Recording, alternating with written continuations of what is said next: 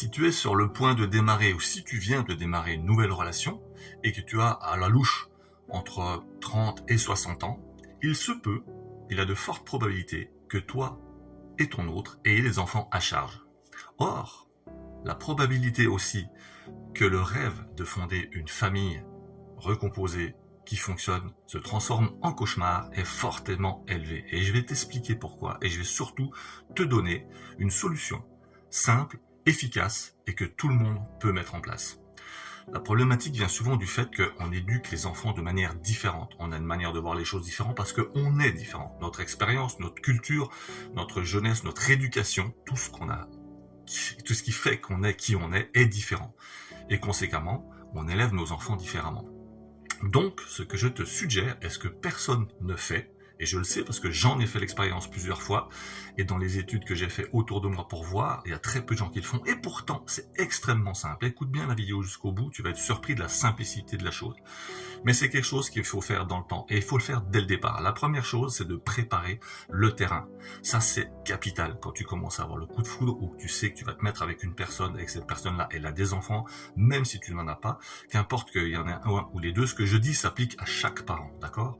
Donc si maintenant tu te rends compte qu'il y a des enfants ou que tu as des enfants, la chose à faire de base, elle est très très simple. Il faut préparer le terrain. Préparer le terrain, ça veut dire quoi ? Ça veut dire rassurer les enfants, quel que soit leur âge. Il ne s'agit pas d'une question d'âge. Alors, ils sont à charge, donc ils sont pas adultes, on est d'accord, parce qu'ils sont chez toi toujours. Alors, je parle pas d'enfants qui ont 30 ans, on est d'accord, mais disons entre 0 et puis 17, 18 ans, même 20 ans, même s'ils sont encore chez toi à 20 ans ou plus, il faut les préparer.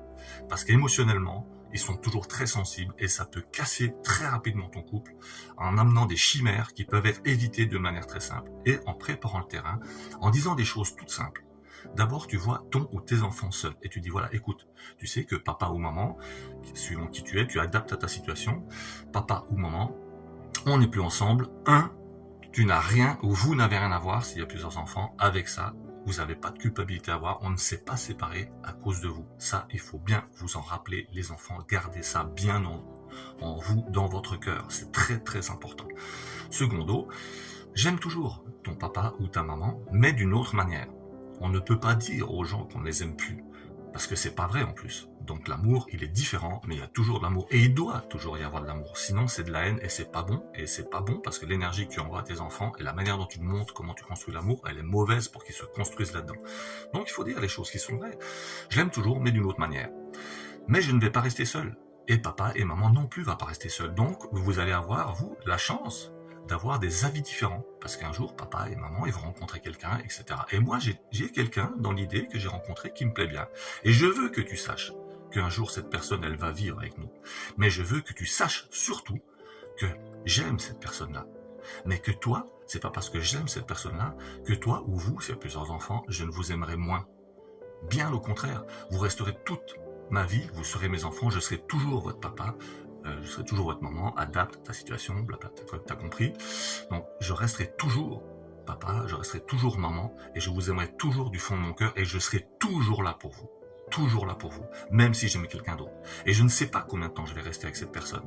Ça peut être 6 mois, 1 an, j'ai aucune idée, parce que tu as vu, l'amour, on ne sait pas, c'est comme ça, des fois, on se sépare, puis on trouve quelqu'un d'autre, puis ça dure plus ou moins longtemps. Donc, garde bien dans ton cœur, et dans ta tête aussi, mentalement, que papa, maman, ils t'aimeront toujours, qui que ce soit, les personnes qui les accompagnent. Ça, c'est primordial, on prépare le terrain de cette manière-là. Et après, on continuera à dire ça. La deuxième chose à faire, c'est d'expliquer, de garder du respect. Et de dire, la personne qui va arriver, ça sera jamais ton papa, ça sera jamais ta maman. Elle va jamais remplacer ton père, ni ta mère. Je suis ton papa ou ta maman, je resterai cette personne-là. Et même si la personne, elle est décédée, ça remplacera jamais. Ça, c'est très important de le dire. Par contre, je vais te demander la même chose que je lui ai demandé à elle, à cette personne-là, qui va m'accompagner pendant un bout dans ma vie, c'est je te demande pas de l'aimer, et je lui demande pas de t'aimer, mais je lui ai demandé de te respecter, et je te demande de respecter aussi cette personne. Parce que cette personne, je l'aime comme je t'aime toi. Même si cet amour est différent. Mais je ne fais pas de différence dans l'amour que je lui porte, au même titre que je te porte cet amour-là. Donc, je te demande pas d'aimer, écoute bien ce que je te dis, mais je te demande de respecter cette personne et je lui ai demandé la même chose. Et si, d'aventure, elle ne te respecte pas, je veux que tu viennes me le dire. Tu ne lui dis rien à lui, tu viens me le dire. Et tu me dis, maman, papa, bah, il m'a dit ci, il m'a dit ça, machin. Et après, ensemble, on ira se voir et calmement, on va arranger les choses. Et ça, c'est très, très important.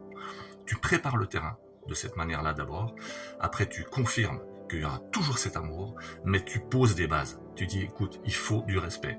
Et après, tu réunis toutes les parties, tous les enfants. La première fois que tu fais rentrer la personne dans ta vie, quand tu sens que voilà, c'est bien et tout, il faut jamais rien cacher aux enfants. Et ainsi, ils vont se structurer en voyant que l'amour, t'as droit à avoir des erreurs. T'as le droit à transformer des échecs en bonheur.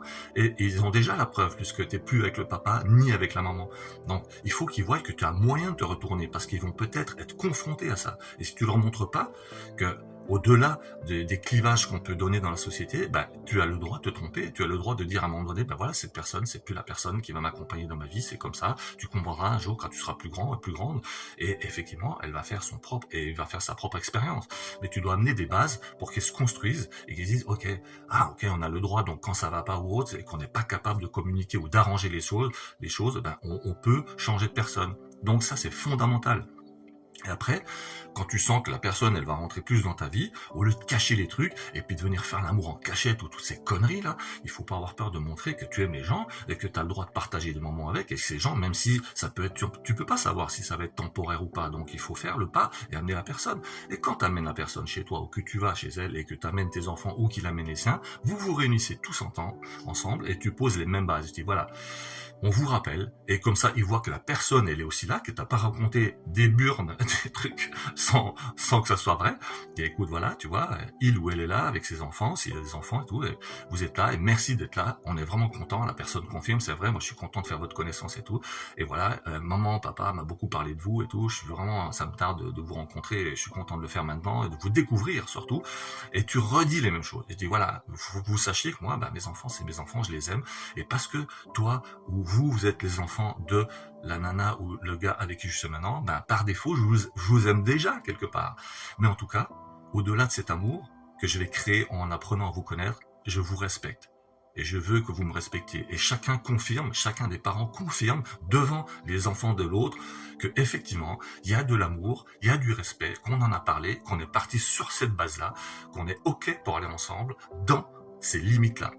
Et on le rabâche tout le temps. Et chaque fois qu'il y a quelque chose, une dissension, il faut que la personne, le parent de l'enfant ou des enfants qui crée la dissension, c'est à cette personne-là de prendre la barre, de tenir la barre et dire, attends, stop, là, tu parles pas comme ça.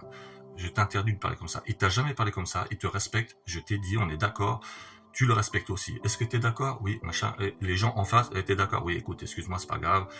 La personne, les gamins, on sait comment ils sont, ils te rejettent, machin. Pas besoin de faire un câlin s'il a pas envie. Par contre, il faut pas hésiter si l'enfant a envie et besoin d'un câlin, de se rapprocher, il faut le faire. Il faut faire au sensitif, il faut sentir le truc à l'intuition, à l'intuitif, à l'affectif aussi, et s'adapter à la situation. Mais c'est très important, c'est les parents qui doivent garder la barre tout le temps. Tout le temps. Si tu laisses le pouvoir à l'enfant, quel que soit son âge, c'est la fin des haricots.